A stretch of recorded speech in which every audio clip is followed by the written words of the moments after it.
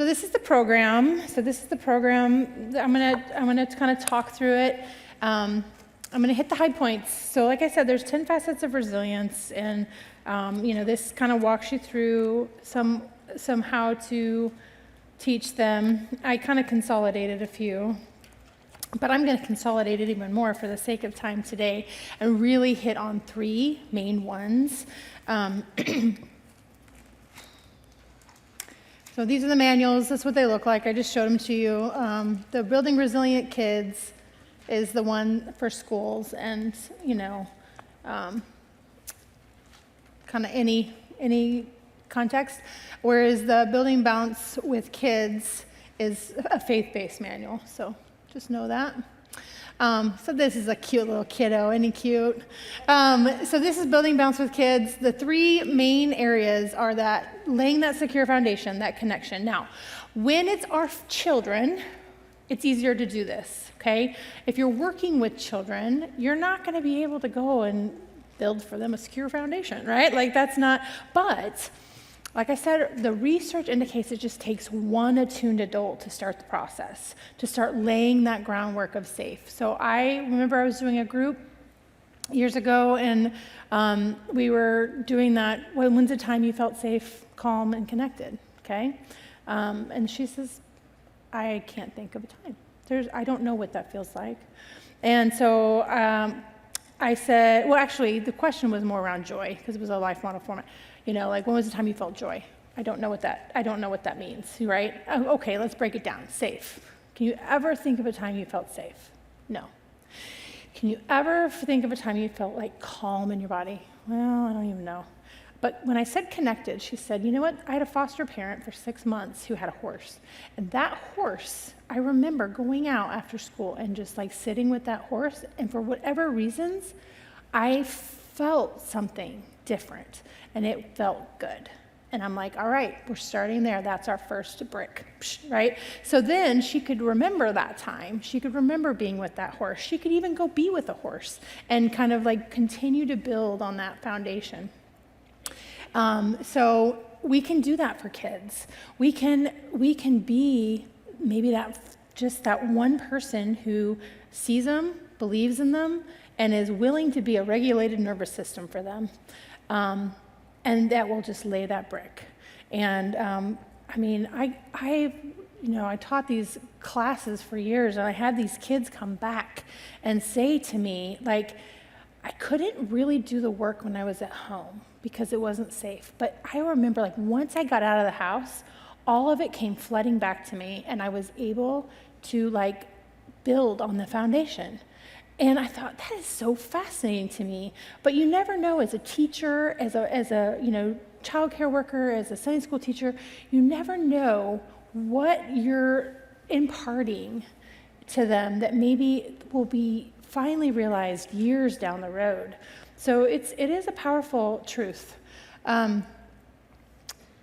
So again, that's that. We want to build safe, resilient communities because that builds resilient families, which builds resilient kids. This attunement piece. Okay, so this could be, we could talk about this like awareness in the very like foundational levels when we're just trying to begin to teach attunement.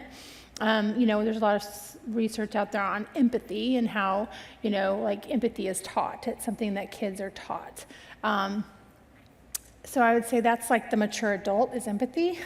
Attunement and just even awareness and being present in my body is like the younger stages of development of this attunement process. So what am I feeling in my body? So when we teach these classes, I'll take a can of Coke and I'll shake it up and I'll say, what's going to happen? And we'll kind of, watch it explode or whatever. But you can take like a bottle and do the same thing, and then you can kind of like twist it off a little bit, let a little bit of air out, let a little bit more air out, until finally you can open it, right? It's this concept of what does anger feel like in our body? It's a high energy emotion. And if I just pop the lid on that sucker, it's just going to go everywhere, right? But if I can let it out in little bouts, then I can kind of eliminate the explosion. So how do we do that? So teaching a kiddo first to identify what anger feels like in the body. It's so high energy emotion. We might like run in place, or we might ball up our fists and, make mad faces, right? So we're letting ourselves feel what anger feels like. And then we're saying, things like exercise burns off all those high energy, I don't use the word hormones with kids, but like that cortisol and all those stress hormones that dump into our body when we're in that fight or flight. We have to burn those off. It takes 30 minutes to burn those off after we calm down. So you'll see in the manual we have a calm down jar. So we take a jar like a mason jar and put glitter or dirt, I like glitter, in there, and then water, and then we put just like one drop of, and the recipe's in the book, of dish soap in there to kind of give it some weight. And then we talk about how when all that glitter is settled down to the bottom, it's clear, the water's clear. I can see you through it. So everything looks pretty clear. I'm feeling like myself. I'm acting like myself. And then someone comes along and shakes the jar. So then we shake the jar and we watch the glitter fly. And suddenly I'm not seeing very clearly. I can't see you through all this, whirlwind of feelings I'm having. And it's just going to take time for all of that to settle back down. We tend to get mad at whoever shook the jar. But really, it's probably something within us that actually needs our attention. There's all kinds of ways you can tie that in. That works really good for talking about marriages, by the way. But anyway, so we can then practice our breathing while we watch the glitter go down. So then they can take that jar home with them. And if they do, I always tell the parents to put hot glue around the lid because, Anyway, they call it the calm down jar then, right? So then they can shake it when they feel really upset about something, and then while they're watching the glitter settle, they can take their deep breaths and calm their body down. So it's just a tool, it's a strategy, it's something that both teaches, and then it's something they can employ later to kind of work on this attunement with how I'm feeling, my emotions. Again, like I said, the first step is feeling it. So if we're not allowing our children to feel their feelings, we're not giving them the tools to know what to do with their feelings. So we need to let them feel their feelings. And that can be triggering for us as parents when our kids are feeling their big feelings, right? But to just help them, so the second step is to name it. So letting them feel it, helping them to name it, and then giving them strategies for calming down. And it's not until after that they're calm that it really does really good to actually try to verbally talk to them about it, because they're just going to get more escalated. So when I can attune to my own feelings and what my heart is doing, then I can begin to attune to the world around me, okay? So there's some examples coming up about like I spy games, right? Like I spy something red. I'm going to count 1, 2, how many red things do I see in this room? How many blue things do I see in this room? That's attuning to the world around me. You have to be present in order to do that, right? This is actually one of my favorite games when we start getting dysregulation. Like I said, it's very contagious. When I see one kiddo start to get bouncy, I go, let's play I Spy, right? So now we're all grounding into the room. We're all becoming present into the room.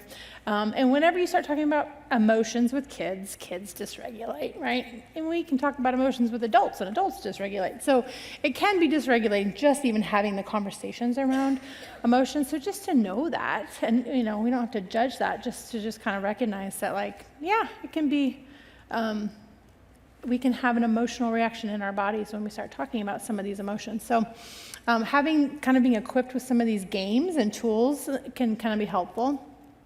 And so we'll get to those. And then the emotional regulation skills that we've been talking about.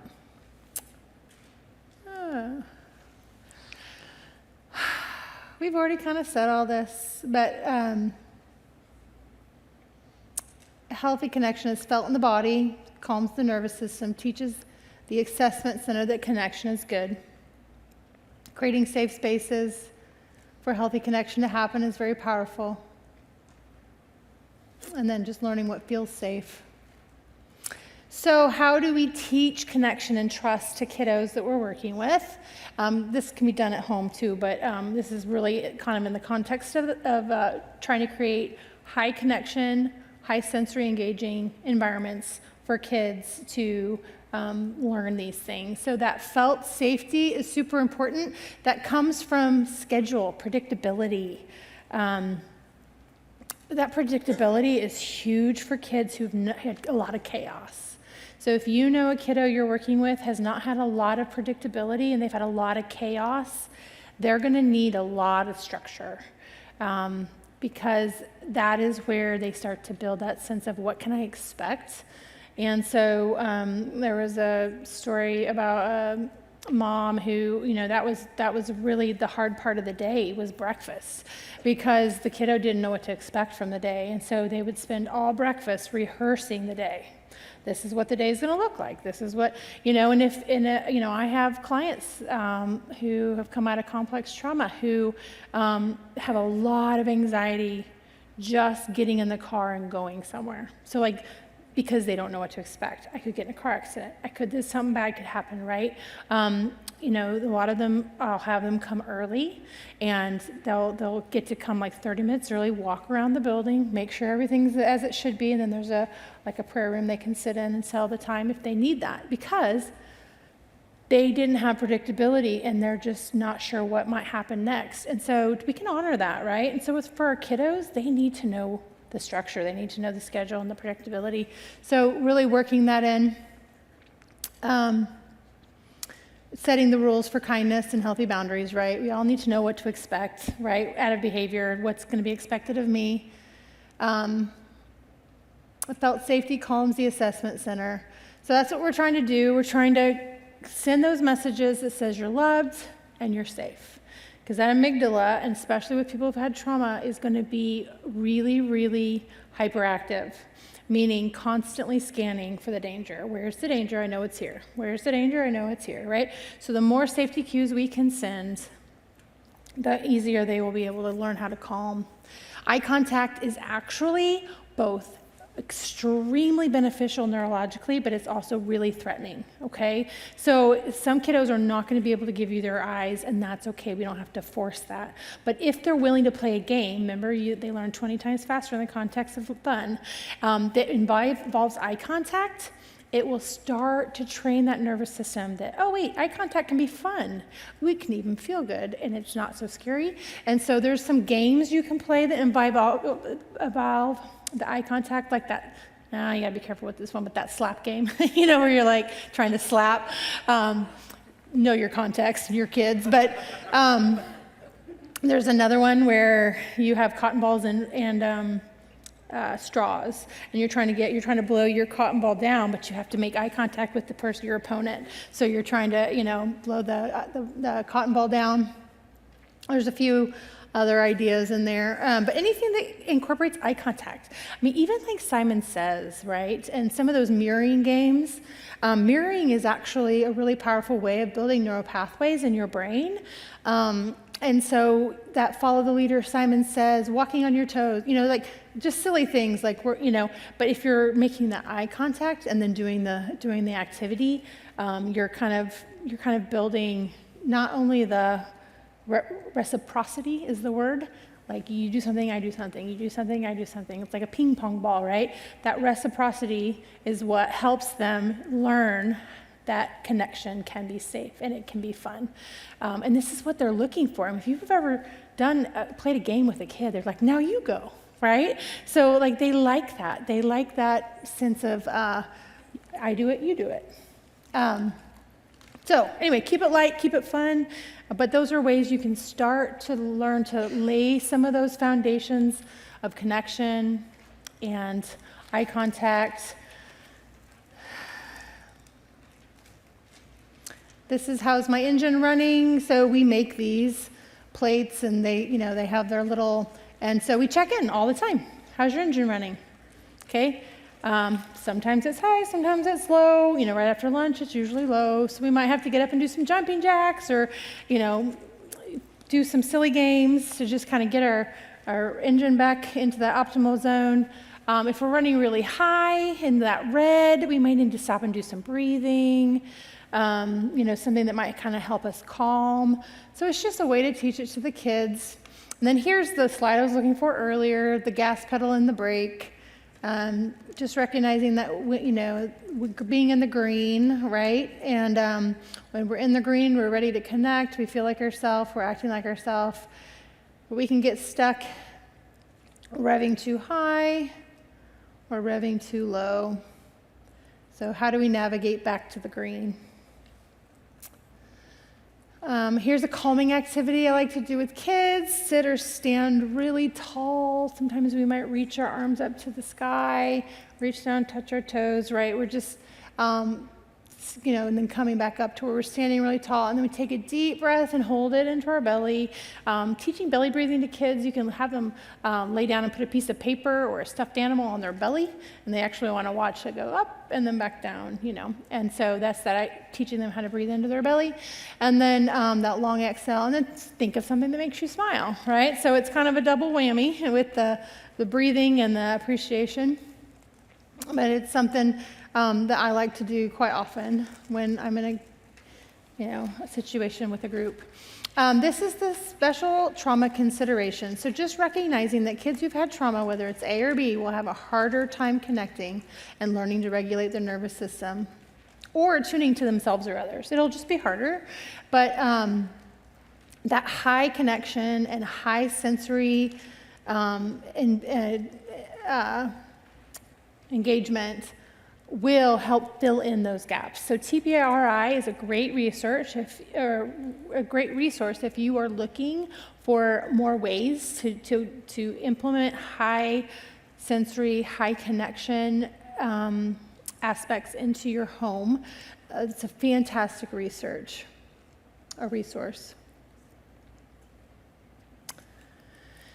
All right, so here's some of those games. So I Spy. So looking around, counting things, there's fun ones of you can count down from 5, 5 blue things, 4 green things, 3 red things. And then the how does my body feel? So engaging. So everyone, can you feel your feet on the floor? Can you wiggle your toes? Can you touch your toes? And just really kind of drawing attention. Wiggle your fingers. So all starting at the feet and going all the way up. So we teach this a lot, noticing where you're holding tension when we're working with adults. So I tend to carry my stress in my shoulders, right? So I'm going to make sure I focus on that when I'm doing my check-in to see, okay, yeah, I'm stressed. I'm holding that tension in my shoulders, right? And then we have this tense and release as a way of kind of helping to release that tension. So we do this with kids, especially with the anger feelings, because remember, that's really high energy emotion, that anger. So when we're feeling anger, we can tense up, squinch up our face. What happens when we feel angry? We squinch up our face, we squinch up our fists, and then we're going to release it with a big blowout. So teaching them, that's how we can get anger out of our body. And then how does my heart feel? So this is an art directive. It's not there. We want to learn how to complete a pain processing pathway. So whenever we have a big emotion, it has to complete the pathway for it to resolve, or it remains incomplete. Okay, so we have to be able to feel it or identify it, name it, express it, regulate, recover, and refill. So that's the complete cycle. And so this happens automatically. You don't have to think about this if you have the pathway. But if you don't have the pathway, that's when you just kind of have to think about the different pieces of it. So becoming aware of what does it feel like in my body when I'm angry, giving it a name, I feel angry, or having somebody help you with that, validating it. Are you angry? You seem kind of angry. And then express it. Do you have a tool? That tense and release is a strategy. It's a tool. Or even the shaking up the jar and watching it calm and breathing. That's a tool. So that's an express it. Those express it and regulate it really are the very similar. to having someone to sit next to you. The recovery phase, again, that's that recognizing there is this window of 30 minutes where we kind of have to figure out what to do with all of that. I go hop on a treadmill or something, but for a kiddo, they don't have that. Jumping jacks, having some kind of, people used to talk about timeouts. I think that's actually, they're moving away from timeouts now.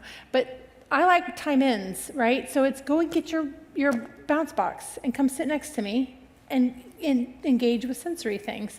I have a lot of adult clients who sit there and talk to me with their Nido. And they're using that, or any kind of fidget that they prefer. So just having the tools and the strategies can just really help empower a person. We were talking at the break about how so oftentimes we tend to avoid the things that make us stressed, So like, oh, I don't do that. That stresses me out, right? But how can we feel empowered to do the things, even the things that are uncomfortable for us, because we know we're building strategies for being able to do that. Yeah. Can you explain both the last two slides on how to do it with middle school and teenagers as well? Yes. Techniques for that too. Yeah. Yes. Middle school and teenagers. Like, how do you do these things with teenagers? So actually, it's very the same way, but cooler. You got to be cooler. So we actually have in our district a school. It's called the Academy. It's for kiddos who have, for whatever reasons, couldn't complete high school in their district school, so they go to the Academy. And it's a lot of these kiddos have had trauma, and so the teachers were frustrated because if their lid is flipped, they can't learn, right? Like, learning is really hard when our brains are not online. And so they were like, it takes one kid coming in dysregulated to flip the table or to do something, and then we're totally off for the rest of the day. And they were so frustrated, right? So we were able to go in and teach these things about recognizing when a kid is coming in dysregulated, because right there, if you can intervene right there, you just saved yourself a whole day of learning, right? But so this is so fantastic. The lady who sits at their desk when the kids come in names them by name. Hey, Joe, I'm so glad you're here. Because getting to school is hard, right? For some of these kids, you made it. She offers them coffee and donuts. Like, they feel seen and known right when they walk in the door. Well, that's a little motivating to get to school. If just the first right off the bat, someone's going to name you and be happy to see you, that's powerful. So this was an all-building, attempt to really create an environment that was safe. And so, so right there is one stopping point where they try to kind of make an intervention. But then when they start to notice, they do a lot of education about flipping the lid and about recognizing when you're starting to dysregulate. There was a kiddo who had it was a 3 strikes you're out situation, and he already had 2. If he had another fight, he was out. And he knew this was his last chance, right? Because the Academy is the last chance. And this was his last chance in the Academy. And so he knew, I cannot get in another fight. And so we talked about all these things about how to recognize the very first steps of when you are starting to get triggered. Rather than waiting till you've flipped your lid and you've blown, and you're erupting, but how do you recognize, like if it's a volcano, those really early signs that, okay, there's something that is starting to brew down there, and how to then intervene in themselves to do these calming techniques, to have strategies, to have internal resources, external resources that they can employ. That is empowering. To be like, I'm not a victim to my nervous system exploding, because I now have tools that I can intervene early and recognize in myself when I'm starting to get upset, and to have some things I can do for myself before I punch somebody in the face. So same things. You just got to teach it in a more clever way. But it's the same thing. It's feeling your feelings. And it's naming your feelings, and then it's having the resources to regulate. And again, remember, if they never had good external regulation, it might need to be an attuned adult to help externally regulate them. I can see you're starting to get upset. Are you starting to feel upset? What can we do right now? Can we go to a room that you have kind of to yourself that, and I wouldn't do a bounce box, but you could do other sensory engaging things. Kids really like fidgets these days, so that works for us. Stephanie, can you quick explain what refill means? Refill, yeah. So having those refilling skills is basically like I know what works for me when I've had a stressful day. So when we talk about stress, or if we go back to the ball metaphor, or a tire, right? Stress is like it deflates our air. So we just need those skills to replenish what's been deflated. Whereas trauma is more like blowing out the tire, like a flat tire, right? So we need to stop and get that repaired. But if it's just the normal stress of life, I know what I need to do when I'm done at the end of a day to go be my best self for my family. So I have refilling skills, things that I take the moment. I do my, nice, quiet, sitting, regulating.